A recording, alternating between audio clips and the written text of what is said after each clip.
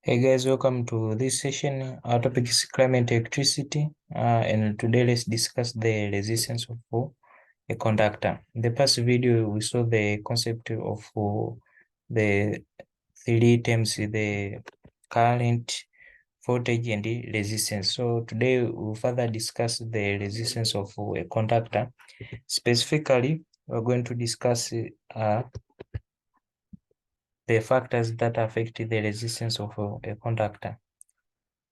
We said the resistance is the opposition to flow of charge. Now there are various factors that can affect the flowing of charge within a conductor. Now the resistance of conductor is affected by the following factors. The first one is the length of the conductor. The longer the wire, the higher the resistance. Short length of wire produces the resistance of resistors of low resistance, while the long length of the same wire are good for high value resistance.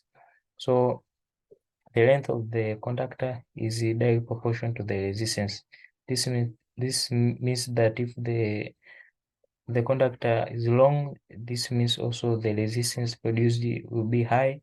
If the length of the conductor is short, it means the resistance will be low. So these two are direct proportional.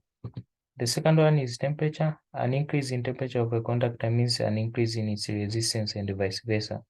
So this is important in resistance thermometers. The resistance of a metal conductor increases with the increase in temperature.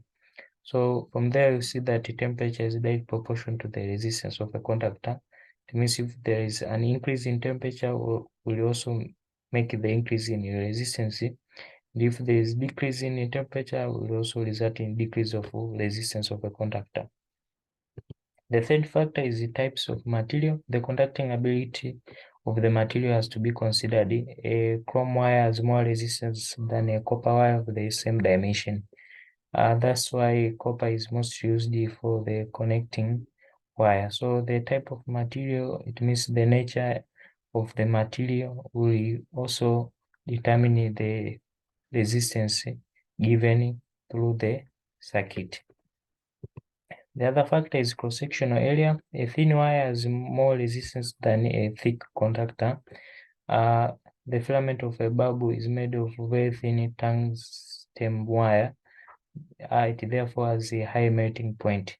Now, with all other factors being equal, a long wire has more resistance than a short wire, and a thin wire has more resistance than a thick one.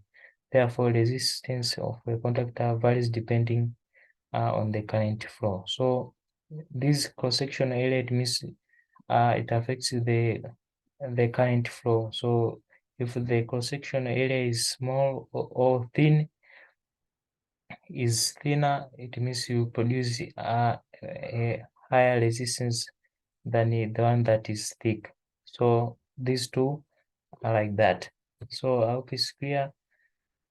Thank you for listening. We've discussed the various factors that affects the resistance of conductor. Thank you.